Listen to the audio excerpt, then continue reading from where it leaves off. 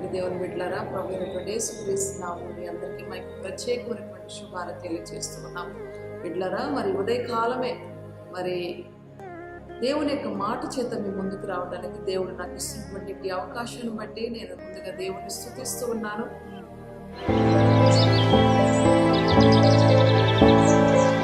ప్రతిరోజు మేము అందించేటువంటి ఈ ఆధ్యాత్మిక కార్యక్రమాన్ని ఎవరైతే వింటున్నారో, ఈ మాటలు మీకు ఆశీర్వాదకరంగా ఉన్నట్లయితే, ఈ యొక్క మినిస్ట్రీ ద్వారా అందించబడుతున్నటువంటి ఈ మాటలు మీకు నచ్చినట్లయితే, మీకు దీవెనకరంగా ఆశీర్వాదకరంగా ఉన్నట్లయితే లైక్ చేయండి, షేర్ చేయండి, సబ్స్క్రైబ్ చేసుకోండి.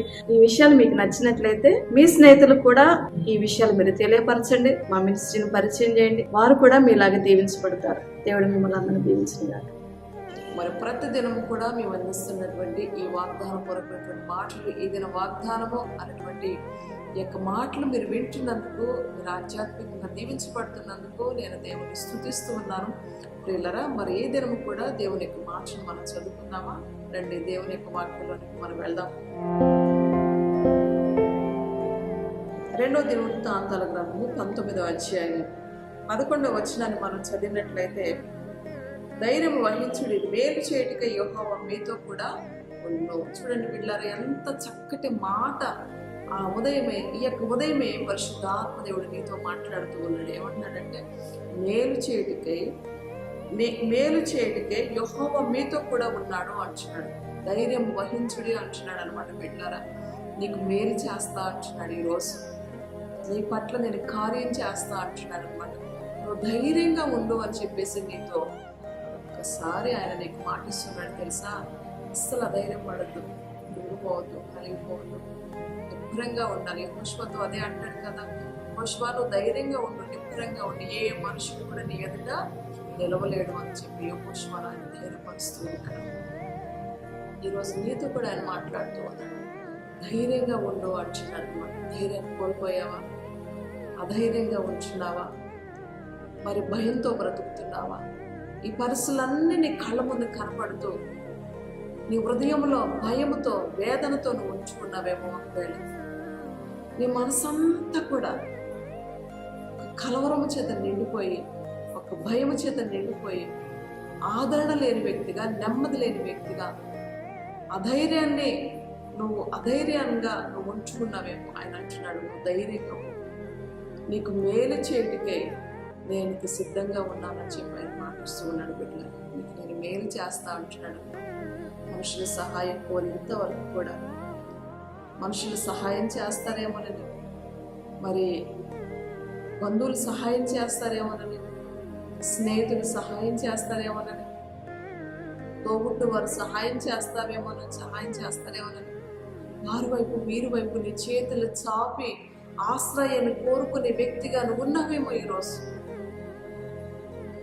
ఏ మనుషుడు కూడా సహాయం చేయరండి, దేవుడు మాత్రమే నీకు సహాయం చేస్తానని మాటిస్తూ ఉన్నాడమ్మా. నీకు మేలు చేయని ఉద్దేశిస్తున్నాను అంటున్నాడమ్మా. నీకు మేలు చేస్తా అంటున్నాడు అనమాట.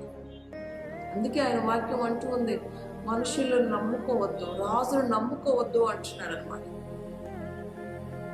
కనుక ఎవ్వరు సహాయం కూడా, ఏ మనిషి కూడా మనకు సహాయం చేయరు.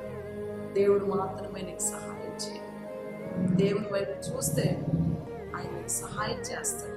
మేలు చేత నింపుతాడు, కృపతో నింపుతాడు, బలముతో నింపుతాడు, జ్ఞానముతో నింపుతాడు, అభిషేకంతో నింపుతాడు. ఆయన నీ జీవితంలో మేలు వెంబడి మేలు, కృప వెంబడి కృప, మహిమ వెంబడి మహిమలోనికి నేను ఆయన నడిపిస్తూ ఉంటాడు. ఆయన మనుషుల సహాయం కోసం మనం వేచి చూస్తే, మనుషుల యొక్క సహాయం కోసం మనం ఎదురు చూస్తే మన నిరుత్సాహమే మనకు దొరుకుతూ ఉంది.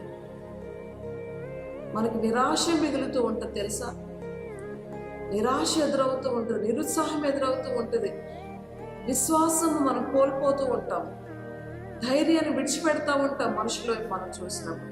అదే దేవుని వైపు నువ్వు చూస్తే నీకేం కలుగుతుంది తెలుసా? ధైర్యం కలుగుతుంది. దేవుని వైపు చూస్తే నీకు నిరీక్షణ కలుగుతుంది. దేవుని వైపు చూస్తే నీకు విశ్వాసం పెరుగుతుంది. దేవుని వైపు నువ్వు చూస్తే నీకు నమ్మకం కలుగుతుంది. పిల్లరా, ఎంతవరకు ఒకవేళ వారి వైపు వీరి వైపు చూసి కురిగిపోయి విసిగి వేసారిపోయినటువంటి పరిస్థితుల్లో నువ్వు ఉన్నావేమో. ఈరోజు ఆయన నీతో మాటిస్తూ ఉన్నాడు, ధైర్యంగా ఉండండి, మేలు చేయని ఉద్దేశించున్నాను అంటున్నాడు అనమాట. నీ జీవితంలో ఆయన మేలు చేస్తా అంటున్నాడు. ఏం మేలు దాచిపెట్టాడో నీ కొరకు, ఏ ఆశీర్వాదాన్ని దాచిపెట్టాడో ఆయన నీ కొరకు, ఏ అద్భుతాన్ని నీ పట్ల ఆయన చేయబోతున్నాడో నువ్వు ఎదురు చూడు, నువ్వు కనిపెట్టు, నువ్వు నిరీక్షించు. అలా నువ్వు విశ్వాసంతో ఉన్నట్లయితే ఆయన గొప్ప కృపతో నేను నింపి ఉన్నతమైనటువంటి కార్యాన్ని జీవితంలో ఆయన చేయబడేటువంటి ధైర్యంగా ఉండి నిబ్రంగా ఉండి దేవుని వైపు చూడు. ఈ మాటని విశ్వాసంతో నమ్ము. ఈ మాటని విశ్వాసంతో నీ హృదయంలో నీకు స్వీకరించినట్లయితే తప్పక నీ జీవితంలో ఆయన కార్యం చేయబడి ప్రార్థించుకున్నాను. ప్రేమ కలిగిన మా తండ్రి, నమ్మకమైన దేవుని కొన్ని చెల్లిస్తాను.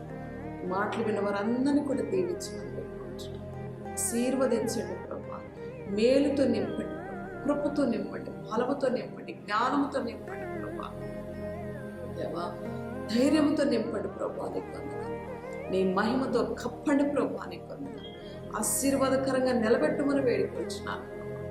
మీరే ప్రతి ఒక్కరిని కూడా బలపరచమని వేడుకొచ్చున్నాను. ప్రతి ఒక్కరిని కూడా దీవించమని వేడుకొచ్చున్నాను. ఈ దినమంతా కూడా ప్రభా ఆశీర్వాదకరంగా చేయమని వేడుకొచ్చున్నాను. మీరే సహాయం చేసి మీ నామానికి మహిమ తెచ్చుకోండి. ఈ మాటలు విన్న ప్రతి ఒక్కరిని కూడా దీవించి ఆశీర్వదించండి.